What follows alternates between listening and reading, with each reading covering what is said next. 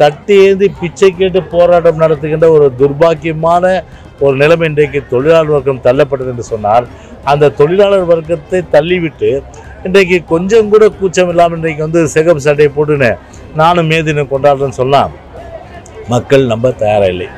ஒரு கேலிக்குரிய ஒருத்தராக இன்றைக்கி ஸ்டாலின் ஆகிட்டு தான் இன்றைக்கி நான் ரொம்ப வந்து வருத்தப்படுறேன். இன்றைக்கி அவரை பார்த்தா இன்றைக்கி எல்லாம் வந்து கேலி செய்கிற அளவுக்கு தான் இருக்குது. இன்றைக்கி அவருடைய அந்த தோல் என்பது வரலாறுக்கான அந்த தோல்வியாக திமுக நிச்சயமாக தழுவோம். என்ன தான் தலைகீழ குப்புராட்சி விழுந்தாலும் சரி, பல்ட்டி அடித்தாலும் சரி, ஃபோட்டோஷூட் நடத்தினாலும் சரி, இல்லை ஸ்டண்ட்டு பண்ணாலும் சரி, இனிமேலும் வந்து இந்த திமுகவும் சரி ஸ்டாலினும் மக்கள் நம்புவதற்கு தயாராக இல்லை.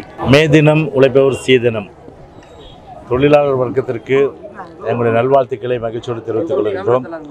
பொதுவாகவே மே தினம் என்று சொல்லும்போது அது இந்தியாவிலேயே முதலாக அது கொண்டாடியது சிந்தனை சிற்பி சிங்காரவேலர் என்பதை இந்த நேரத்தில் நாம் நினைவு கூர்ந்தாக வேண்டும்.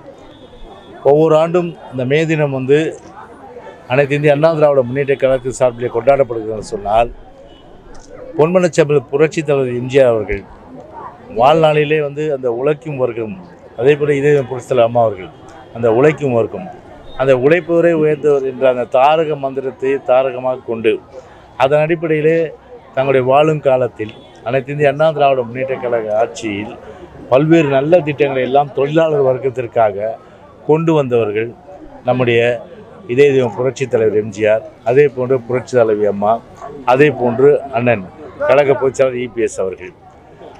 ஆனால் திமுகவை பொறுத்தவரை மே தினம் கொண்டாடுகிறது என்று சொன்னால் உண்மையிலே அது கொண்டாடுவதற்கு தகுதிப்படுத்த இயக்கம் என்றால் இல்லை. ஏனென்று சொன்னால் அந்த தொழிலாளர்களுடைய இந்த அடக்குமுறை, தொழிலாளர்களை வந்து ஒடுக்குவது, தொழிலாளர் வர்க்கத்துக்கு வந்து எதிரான அந்த திட்டங்களை கொண்டு வருவது, இதுதான் முழுமையாக வந்து திமுக கடைபிடிக்கின்ற ஒரு விஷயம்.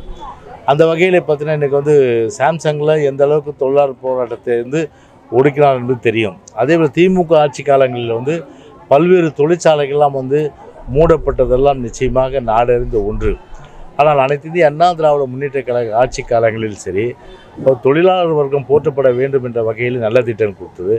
இன்றைக்கும் சரி, ஒரு தொழிலாளர்கள்லாம் வந்து தொழிலாளர்கள் மட்டுமில்லை, நெசவாளர், உழைக்கும் வர்க்கமாக இருக்கின்ற நெசவாளர்கள், உழைக்கும் வர்க்கமாக இருக்கின்ற மீனவர்கள், உழைக்கும் வர்க்கமாக இருக்கின்ற விவசாயிகள் எல்லோருமே இன்றைக்கு கஷ்டப்படுகிற நிலைமை. அவருடைய இந்த கண்ணீரை துடைப்பதற்கு வேண்டிய அந்த திட்டங்கள் இந்த விடியாத அரசால் கொண்டு வரப்பட்டதால் இல்லை. தேர்தல் காலத்திலே கொடுத்த வாக்குறுதிகள் ஒன்றை கூட வந்து இந்த உழைக்கும் வர்க்கத்திற்கு நிறைவேற்றாமல், குறிப்பாக நான் ஒரு பானை சோத்துக்கு ஒரு சோறு பதம் என்ற வகையில் சொல்ல வேண்டும் என்று சொன்னால், இன்றைக்கி வந்து இந்த போக்குவரத்து தொழிலாளர்கள் அவர்களுடைய அந்த ஓய்வூதிய பலன்கள், அதே போன்று அவர்களுக்கு சேர வேண்டிய அவர்கள் நியாயமான ஓய்வு பெற்ற பிறகு பென்ஷன் தொகை, அதெல்லாம் கூட வந்து தராமல் அவர்கள் தட்டி ஏந்தி பிச்சை கேட்டு போராட்டம் நடத்துகின்ற ஒரு துர்பாக்கியமான ஒரு நிலைமை இன்றைக்கு தொழிலாளர் வர்க்கம் தள்ளப்பட்டது என்று சொன்னால், அந்த தொழிலாளர் வர்க்கத்தை தள்ளிவிட்டு இன்றைக்கு கொஞ்சம் கூட கூச்சம் இல்லாமல் இன்றைக்கு வந்து சிகப்பு சட்டையை போட்டுன்னு நானும் மே தினம் கொண்டாடுறேன்னு சொல்லலாம். மக்கள் நம்ப தயாராக இல்லை. ஏதான் சொல்லுகின்றோம், தொழிலாளர் வர்க்கத்திற்கு உகந்த எல்லா திட்டங்களையும் கொண்டு வந்து தொழிலாளர் நலன் காத்த ஒரு அரசு அம்மாவுடைய அரசு. ஆனால் தொழிலாளர் விருந்த போக்கை கடைபிடித்து தொழிலாளருக்கு வந்து முற்றிலும் துரோகம் இழைத்த அரசு இந்த விடியாத திமுக அரசு என்பதை இந்த நேரத்தில் நான் தெரிவித்துக் கொள்கிறேன். சட்டமன்ற தேர்தல் தொகுதியில வந்து நாங்க வெற்றி பெறுவோம். என்னப்பா 234 தொகுதியில வெற்றி பெறுவோம், அதிமுக டெபாசிட் இல்லை என்று முதல்வர் சொல்லியிருக்காரு. பக்கத்தில் கர்நாடகா இருக்கு இல்லையா, அதையும் சேர்த்துங்க. கேரளா இருக்குது, அதையும் சேர்த்துங்க. ஆந்திர பிரதேசம் இருக்குது, அதையும் சேர்த்துங்க. சொல்கிறதுக்கும் ஒரு அளவு இருக்குது. இந்த மாதிரி வந்து ஒரு கேலிக்குரிய ஒருத்தராக இன்றைக்கி ஸ்டாலின் ஆகிட்டு தான் இன்றைக்கி நான் ரொம்ப வந்து வருத்தப்படுறேன். இன்றைக்கி அவரை பார்த்தா இன்றைக்கி எல்லாம் வந்து கேலி செய்கிற அளவுக்கு தான் இருக்குது. இன்றைக்கி பார்த்தீங்கன்னா 2026 எப்போ தேர்தல் வரும்னு சொல்லி தமிழ்நாட்டு மக்கள் எதிர்பார்க்குறாங்க. ஏன்னா அந்த அளவுக்கு வந்து இன்றைக்கி மக்கள் பெருமளவுக்கு நொந்து நூடுல்ஸாக இருக்காங்க. நொந்து நூடுல்ஸ் ஆகி மக்கள் வந்து ஒரு வெறுப்பில் இருக்கிற சூழ்நிலை. எப்படா எலெக்ஷன் வரனா, சட்டம் ஒழுங்கு போச்சு. ஒரே 10 மாதத்தில் 918 கொலைகள் தமிழ்நாட்டில். அது மட்டும் இல்லாமல் பார்த்தா விலைவாசி ஏறி போச்சு. அதுக்கப்புறம் வந்து அடிப்படை கட்டமைப்பு வசதி கிடையாது. அதுக்கப்புறம் மின் கட்டணம் 3 முறை ஏற்றியாச்சு. கேஸ் மானியம் இது 100 ரூபா தரனாங்க, அதுவும் கொடுக்கல. அதுக்கப்புறம் டீசல் விலை குறைக்கிறாங்க, அதுவும் தெரியல. நீட்டை பொறுத்தவரை ஏமாற்று வேலை. ஏன்னா மாநிலத்துக்கு இவங்க தான் ஒரு பாதுகாவலர் போல ஒரு பிரம்மையும் உருவாக்கி மக்களை ஏமாற்றுகின்ற அந்த செயலை மக்கள் இனிமேல் நம்ப தயாராக இல்லை. எனவே அந்த வகையில் பார்த்தீங்கன்னா எங்களுடைய வெற்றி மிக மிக மிக மிக அருகாமையில் இருக்குது. அவருடைய அந்த தோல்வி என்பது வரலாறுக்கான அந்த தோல்வியாக திமுக நிச்சயமாக தழுவோம். எனவே அதை மறைப்பதற்கு இப்படி ஒரு கோவை பல்ஸ் பிரச்சாரத்தை செய்கிறாங்க. இவங்க சொல்லிட்டா போதுமா? The pulse of the people என்ன, மக்களுடைய நாடி துடிப்பு என்ன? மக்களுடைய நாடி துடிப்பை பொறுத்தவரை வேண்டாம் வேண்டாம் திமுக, வேண்டும் வேண்டும் அண்ணா திமுக, இதுதான் மக்களுடைய நாடி துடிப்பு. சட்டமன்ற தேர்தலில் தங்க நகை கடன் தள்ளுபடி செஞ்சிருக்காங்க சார். இப்போது சட்டமன்ற தேர்தல் நெருங்கி வரும் சூழ்நிலையில் வங்கி கடன்கள் ரத்து செய்ய துன்புறுத்த கூடாது என்று தெரிவிக்கப்பட்டது. அதாவது 10 மாதம் இருக்குது, இன்னும் எலெக்ஷனுக்கு 9-10 மாதம் இருக்குது. இந்த 9-10 மாதங்களில் எவ்வளோக்கு எவ்வளோ அதை தவறான தகவல் பொய் சொல்லி மக்களை ஏமாற்ற முடியுமோ வாக்குறுதிகள் கொடுத்து ஏன் இவ்வளோ காலம் செய்யலை? அங்கே கேட்குறது என்ன, 4 வருஷம் என்ன பண்ணீங்க நீங்கள்?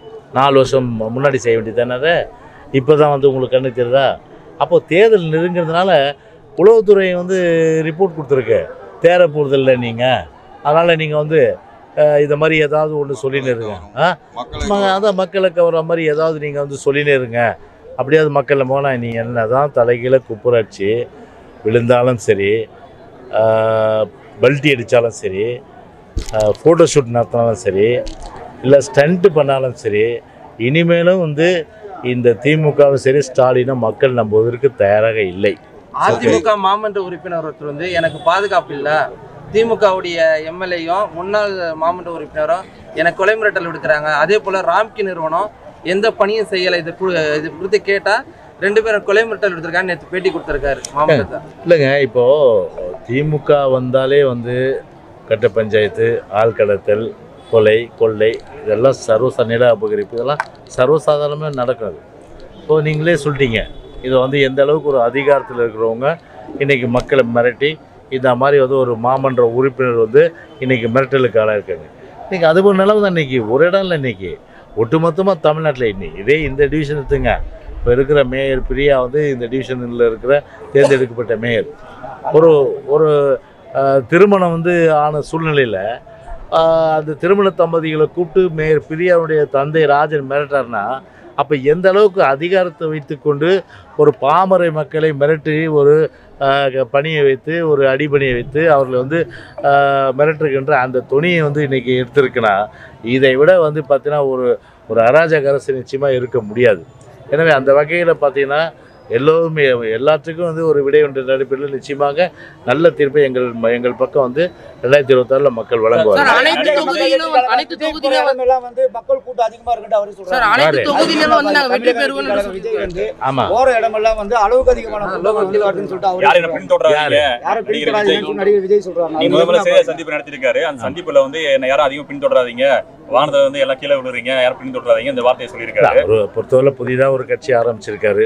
ஏன்னா புதிதாக கட்சி ஆரம்பிக்கும் போது நாங்கள் ஆரம்பத்தில் சொன்னோம், அவருக்கு எங்களுடைய வாழ்த்துக்கள் நாங்கள் சொன்னோம். அந்த புதிதாக கட்சி ஆரம்பித்த போது அது ஆர்வமாக இப்போ தொண்டர்கள்லாம் போக தான் செய்வாங்க. ஏன்னா தொண்டர்கள் வாங்க வராதிங்கன்னு சொல்கிறது நாங்கள் எங்களுக்கு அந்த உரிமை இல்லை, அவருக்கு தான் அந்த உரிமை இருக்குது. ஏன்னா அந்த அடிப்படையில் அவர் தான் அந்த கருத்து சொல்லியிருக்காரு. பிஜேபி அதிமுக அப்புறம் பேசுவோமே வாங்க.